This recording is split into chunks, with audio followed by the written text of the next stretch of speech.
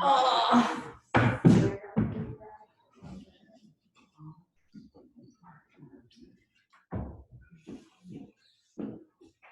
So welcome. Thank you for coming. Yes, welcome everyone to Five Points Art Gallery Studios for the first timers and the people who are coming back. This is, I forget what number exhibition this is, but the newest exhibition featuring artists, Brooklyn-based artists, Komikka Patton, Martian. Komikka has these collage works that you see in this space. She also was featured in the This Is America show as well. And I just want to remind you all, especially for people who are first-time visitors, we want this to be a welcoming space. We want this to be an engaging space. So with these discussions, you may interject, you may ask questions. Don't feel like, this is not a lecture series. It's a conversation. It's a conversation. So ask away, at any time. You don't have to wait to the end. This shouldn't take very long, but it can go as long or as short as you like it. But I want to encourage people to take advantage of the artists being here in the pro. One of the main reasons I like the artists to speak themselves, because they have the foresight and insight on their works, and I want people to realize and appreciate that there's a human spirit behind the works too. It's not just a product, even though the works are for sale. So, welcome, Komikka, to Milwaukee for the first time, where summer blends into winter right away. So sorry for the weather. So, I guess I want to jump into what is behind Martian. Okay. Well, Martian kind of emerged as a child. I think we all had a grandmother called at least one grandchild, a Martian in the family. And so Martian kind of came from this personally not feeling seen. I felt very other. Grandma would just be like, she's from Mars type of thing. And so I actually had a very bad association with Martian for a very long time. I felt unheard, unseen, and misunderstood. And it wasn't until I went to college that I actually started to embrace this quote unquote otherness. And even Martian, the energy of Martian allowed me to be creative. It allowed me to be eccentric. It allowed me to be otherworldly. At first, it became like almost a damnation. But then as I grew older, I felt almost knighted with this wonderful term. Martian allowed me to rethink my birth even. My mother had an emergency cesarean. And so I don't feel as if I was born. I feel as if I was abducted, I was taken, I was stolen from my mother's womb. And so she had an emergency cesarean because she had extreme toxemia. And so it's almost as if my presence in her body, she couldn't handle. I was literally killing my mother. So, and that's because I am a Martian. And so it kind of that Martian energy allowed me to be more than human. And so I decided to embrace it. Mm-hmm.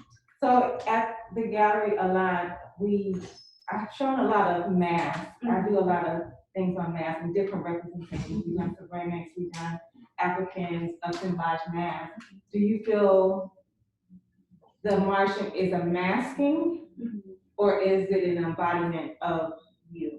Or is it I think for a long time I did hide behind Martian. I think Martian held space for Komikka. Martian I consider a part of Komikka. They're not two separate beings. Just Komikka the Martian is also, Komikka the whatever, Komikka the god, Komikka the goddess, Komikka the human, Komikka the student, Komikka the professor, Komikka the printmaker.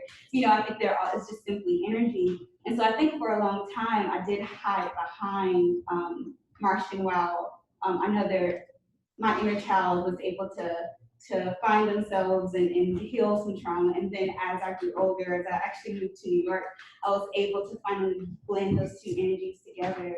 And if you have any questions, please interject. I know this is a lot, but but so yeah, I think for a long time Martian was a mask, but now it's definitely working beside me.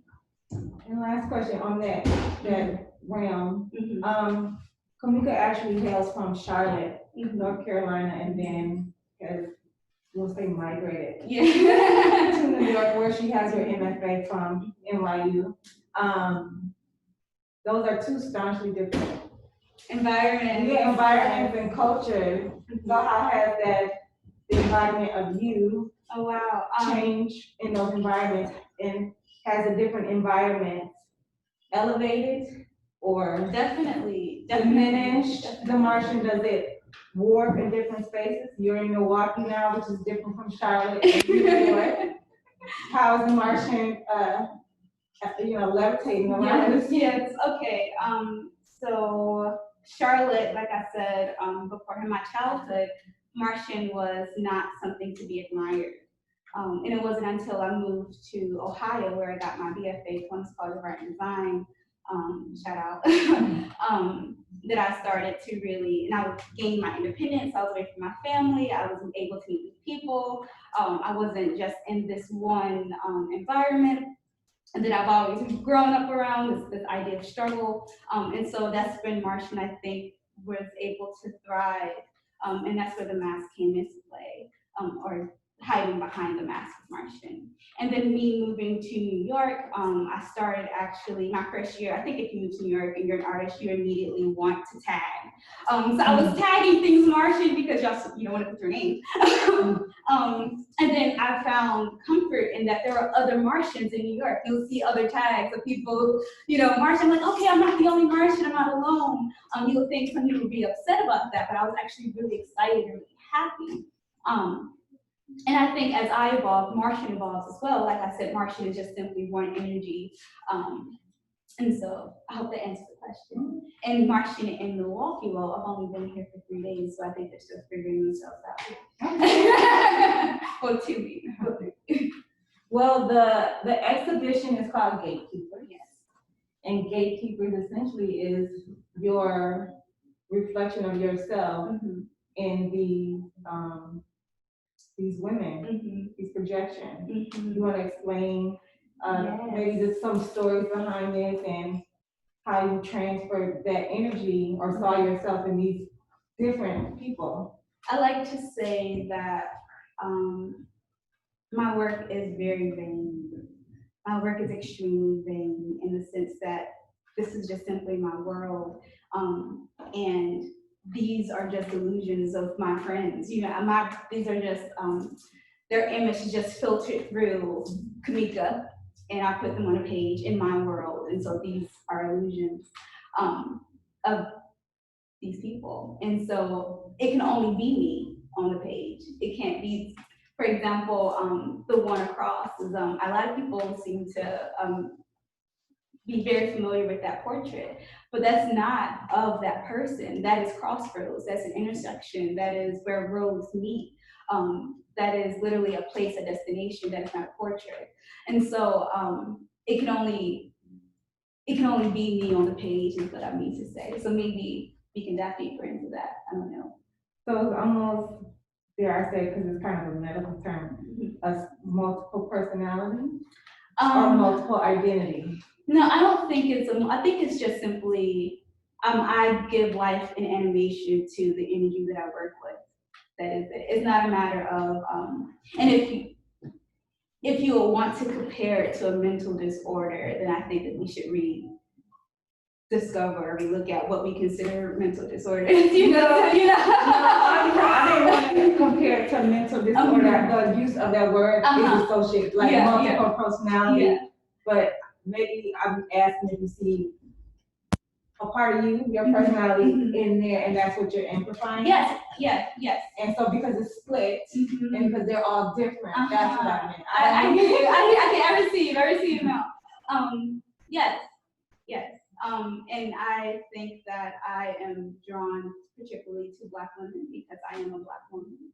And so I connect to the divine feminine in these beings. And so when I look at them, I can only see myself. We are all, reflections of each other. You are my mirror. And so I'm immediately intrigued by you. I'm like, okay, so how are we connected? So we're both Black, okay? Or if you identify as Black. We're both women, okay, this is more connection, okay? This is where godliness is, right? And we're both artists. Oh wow, even more. Okay, we're both natural hair. Connection, connection, connection, godliness, godliness, godliness. And so that's kind of what I'm portraying on the wall. What is a gatekeeper? Gatekeeper is a character I created. It is someone who kind of holds the keys to a different realm. And I kind of see these beings as maybe if they were, like I said, their destinations, their places. So they are landscapes within that realm, or maybe they are the archetype of that realm, or of that city in that realm, or of that field in that realm, whatever the case may be. These landscapes being projected are actually like spatial and futuristic. Do you want to explain to people what Afrofuturism is for you? I think the simplest way to put Afrofuturism is to imagine Blackness existing in the future. I think the term even was born because of an absence of the Black figure in science fiction movies. We got Star Wars, something that has an amazing fan base and been done over and over and over again. And we just recently got a Black actor to be in. So it's a matter of like putting Blackness on the forefront in the future. Yeah. You do a lot of layering. Mm-hmm. What is that mental process? Like where do you, how do you like, this is where my start, or you just, it all comes together and it's all separate? How does that process So my work? process is extremely intuitive. I don't do any sketches. I think for me, a sketch kind of kills the drawing. A sketch either, just for me personally, I will put a lot of energy into a sketch that could be into the drawing, which is why I don't erase my pencil lines anywhere. I'm like, I still want you to feel that energy. I want you to feel that rapidness, me creating it. And the layering process is me keeping myself entertained almost. I do draw quite often. I'm like, okay, so I filled out this 9x12 piece of paper, but I want a spaceship to be maybe 6 inches above it. So now, well, my only option is to draw that on another piece of paper and find a way to adhere it to this piece of paper, or cut out both and put it on a 10x10 type of thing, or whatever the case may be. So layering is just a part of my like expansion. It's just a part of my how do I make this an interesting composition? Oh well, I need another planet. I ran out of room. Let me cut this up real quick. Or let me play with time a little bit. Let me play with transparency. Let me play with black underneath white and black on top of white, etc. Because the process is so intuitive, how do you know when a piece is done? Like, I can live with it, I don't have to touch it, or is it everything? I think it's a matter of satisfying myself. I don't know. I feel a piece is successful when I can step away and be like, okay, if this composition works, I think if I add any more, it might be a little too busy. I think that piece is done, you know. Or it's a matter of time too. I don't spend more than a month on a piece. I can't. I'm already thinking of something else. I'm like, okay, I'm tired of you. If you don't sketch, how do you handle commissions? What do you want me to do? I would do that, cut out some, you know, and then yeah, I don't sketch. I ask my commissioner to send me multiple photographs, and I will choose which one I'm more attracted to. I will ask them to send me some writing. What are your favorite things? What's your favorite fruit? What's your spirituality? What's your religion? What's your favorite hairstyle, type of thing? And from then we build a connection and a relationship, and then I'm able to create my own vision of them.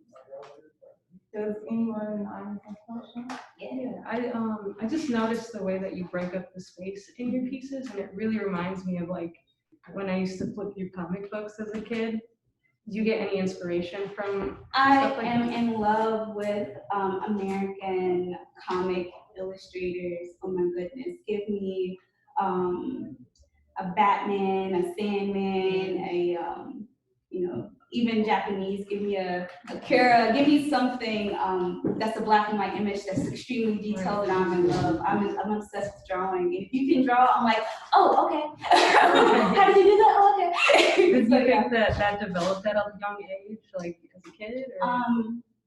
So because I consider myself a Martian, I felt like growing up I lacked a certain feistiness that is sometimes necessary to survive in Black community. And so I think my mother was afraid to send me to public school. And so a blessing happened, or something magical happened. I went to a School of the Arts in Charlotte, North Carolina, which is a middle school and high school. And so from the age of 11, I had to have a portfolio and drawing. And I remember auditioning, and I did like pencil drawings on computer paper, and like the portfolios you would put your essay in. This older white lady is walking around. She's like, oh, wow, I like your composition. And I was like, oh my gosh, like, so this is a thing, I'm an artist, okay. And then from there, it was just drawing classes, printmaking classes. I was able to take painting classes, photography classes. So yeah, I'm really grateful to Northwest. Yeah. No problem. So when I came with a friend, I played in River Pool, and there was just a person I was standing beside, and we of course were trying to identify people. Mm-hmm. And of course I got Toni Morrison and Shirley Chisholm. Whether you agree with that or not, there must be parts of those personalities though that maybe they don't even know it. Maybe, but no, all of these I guess landscapes that you see that have characteristics of a portrait are actual people. They're friends of mine, right, who I love and care for, and I just was attracted to their face, their hair, their personality, and I wanted to draw them. So as much as some of these might look like Toni Morrison, they're not. but we weren't sure. I mean, it wasn't like it was exact. It's just that it was reminiscent. It made us think of people we know. Yes. Or not really know. Yeah. No. I will hope that it is relatable. Yeah. And that you were able to insert yourself in the space. Yeah. So you ironically met someone abroad that is a Milwaukee-based artist who you captured in one of the pieces, who was purchased. And so, how do how does that kismet happen? You mean like how do I find? And then I thought she was gonna be here, but like, how do you feel about, and like, it's so ironic to be somewhere else, which was in Thailand, in the world, and a lot of people don't even know where Milwaukee is. And to find the one person that I didn't even know. Their name. But how do you feel about that? Like, how do you feel like your spirit? That's the only thing they can be. I don't know. I live in New York. I don't know what I'm doing. And I'm saying, someone else, like a full circle. Like, yeah. Like, you can only be divine timing. So, I don't know. Some of the people in here are art students. What was your path like post-graduation? What did it look like? Post-undergrad or maybe? Undergrad or graduate, what did it look like? Because I think a lot of people think, okay, I went to art school, and then especially in New York, boom, I want to be put on. So what is the reality, or maybe you were put on, what was the reality of your path? But from undergrad, I went straight to get my MFA. And so there was no space in between. And then from my MFA, I just kind of put my head down and just drew as much as I could. And I think work pays off. I don't think you should look for a reward. You shouldn't look for, or even expect you to pop off or you to do anything. I think that I love drawing. I couldn't imagine doing anything else. And so that's what I'm going to do. And if people fall in love, then they fall in love. And if I get offered to do a show, then yeah, I'm gonna show up. I'm not gonna turn down an opportunity. I think that's good advice. Don't turn down anything, take everything, because one thing can lead to another thing, can lead to another thing, and all of a sudden you're in Milwaukee. So, so yeah, I wouldn't expect anything, but definitely know your own power, know your own greatness, and know that whatever is meant for you is meant for you. So. Do you have an aversion to color? No, I paint. I really do. I paint when I'm bored. I paint when I'm bored of drawing. Like I'm constantly trying to keep myself motivated and entertained. So I can only collage and draw black and white for so long before I'm like, okay, I'm tired of this. Let me paint. And my painting is completely different than my drawing. It's every color in the rainbow. It's with metallic paint and gel pen and everything like that. So I do, and I even went to school. So during my years in high school, I took mostly painting classes. I kind of threw away drawing a little bit. I'm like, I'm going to be a famous painter. My family kind of put that in my head. They gave me Martian, but they also gave me the ability to dream too. Because as soon as I'm an artist, they're like, oh, you're that next Michelangelo. So I'm like, okay, I got to paint then. And so, yeah, I paint. I like to paint. Do you have artists of inspiration? I've been compared to Kara Walker so long that I feel like I have to throw her out there first. But I think the work has kind of evolved to be a little bit different. Like I said, I'm attracted to American comic artists, especially from the 40s, probably 40s to the 70s. Sergio Tappi is one of my favorite Italian illustrators. Look him up if you're interested in my work. His work will blow you away. I have to put out Creative Martial just because his Black figures is something to always be inspired by. I have to put out, I think I'm more inspired by actually writers and authors. So I have to put out Octavia Butler because, I have to live in that world of sci-fi.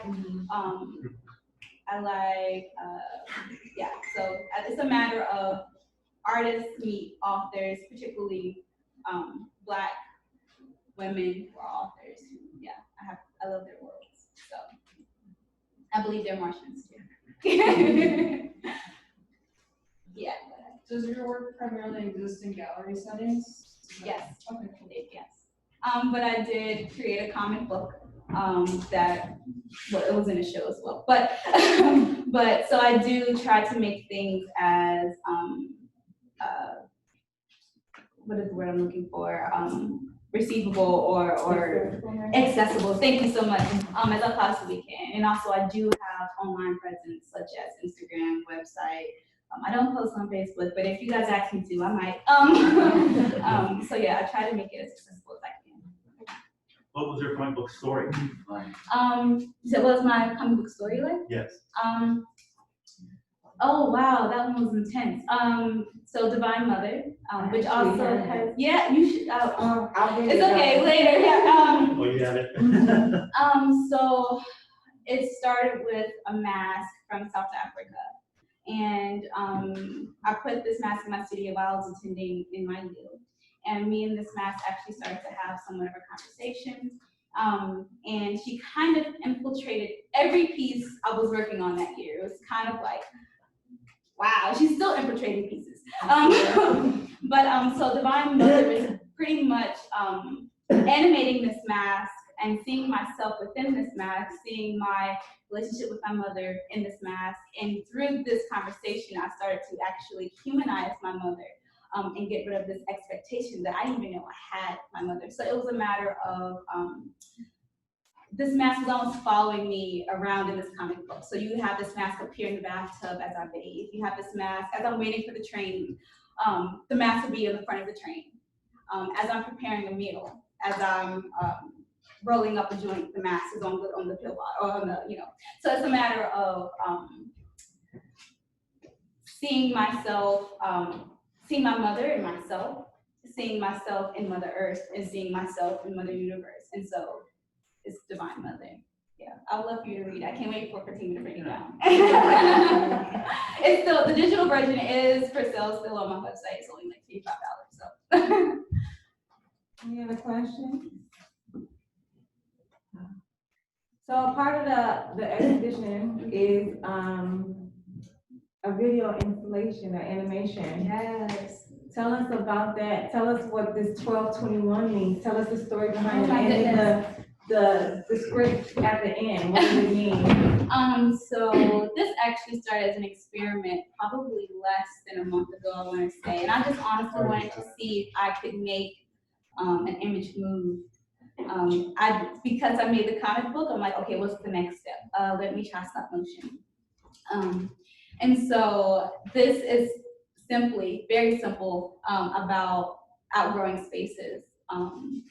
And so 1221 is kind of like, I think the number means new beginnings and rebirth, but also it is the time that I actually left an ex-partner. I left their house, and so it was about me evolving and me growing out of certain spaces into new spaces, but it's all good. I love lots of this person also helped me create the video. But yeah, it was a matter of, you know, trying to see where I could take drawing. Yeah. And the audio, it has audio. It just Yeah, needed- yeah. And it has a vintage NASA voiceover kind of about, you know, moving a rocket going out of space. And the quote afterwards is simply about referring to the slave trade and about still Afrofuturism, about Blacks seeing themselves in the future and looking at themselves beyond the moon, or at least looking at the moon as a sort as a metaphor for an opportunity, or as a metaphor for expanding yourself beyond struggle, beyond this earthly bounded realm. Yes. Thank You're welcome. You know, question? Any other question? I have another question about the piece in Europa. You want to tell them the name of it and what it translates to? And No, I think it kind of speaks for itself, honestly. I think you should, you know, just go over there and engage. Yeah, and it's just, you know, it's simply about finding your way home. Because Ori is just your own deity. You'll see when you go over there. Finding your way back by trusting yourself and trusting your intuition. And seeing yourself more than just within this vessel, seeing yourself as a light being. why is there a reason that you chose that language for the title? Because I'm definitely influenced heavily by African spirituality, particularly West African spirituality. So So like a give me research. the Ifa, give me the Buddha, give me the Santeria, give me it all, give me, you know, Caribbean, give me voodoo. Yeah, so yeah, that's definitely influence. What inspired you to continue in education and get your master's? Like, why wasn't the bachelor's enough I for you? know.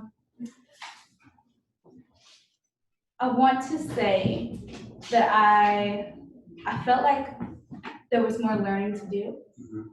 And when I got there, I was like, oh, I didn't need this. but I'm extremely grateful because going to NYU allowed me to go to New York. And so, like I said, everything is, for me, how I perceive it is, everything that's meant to happen is going to happen. And so I think I was meant to be in New York, and therefore this was an opportunity that led me to be there.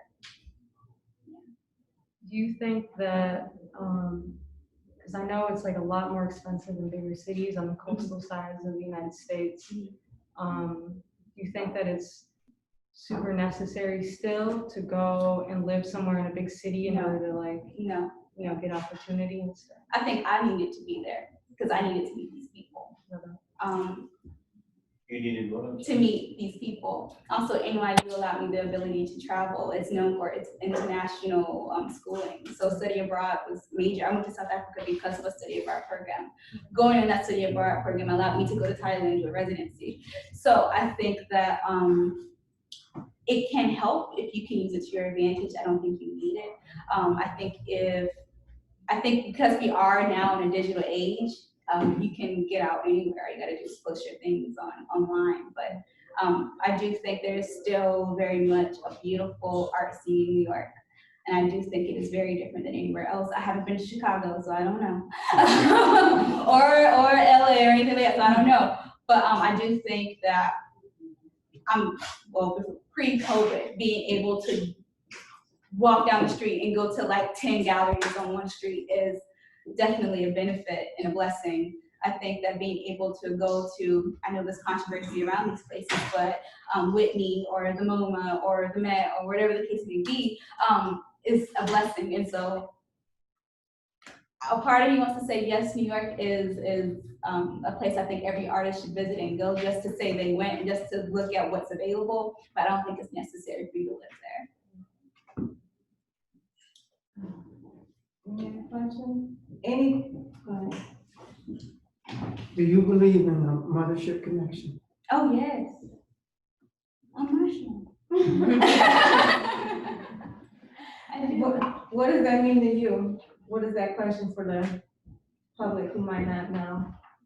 Clearly you two know. That is, that people of African descent aren't necessarily centered to this planet, and that we have a galactic existence, and somewhere there's a mothership coming to take us home. I was not born, I was adopted. Is that what the spaceships indicate? Is that your, That doesn't Mode of necessarily relate, transportation. it doesn't necessarily relate to the grand mothership. They are my own personal spacecraft, but yes, I haven't included the grand mothership into the work yet.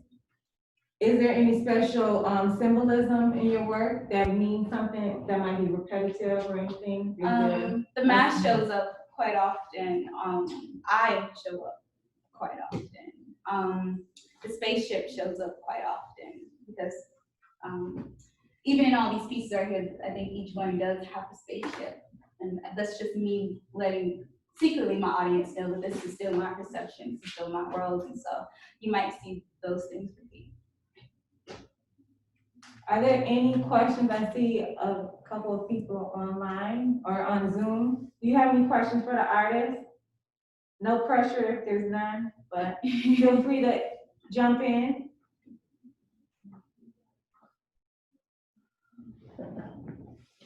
Any other questions for the people here in spirit and body? All right, thank you so much for coming. Yeah, thank you all. Enjoy.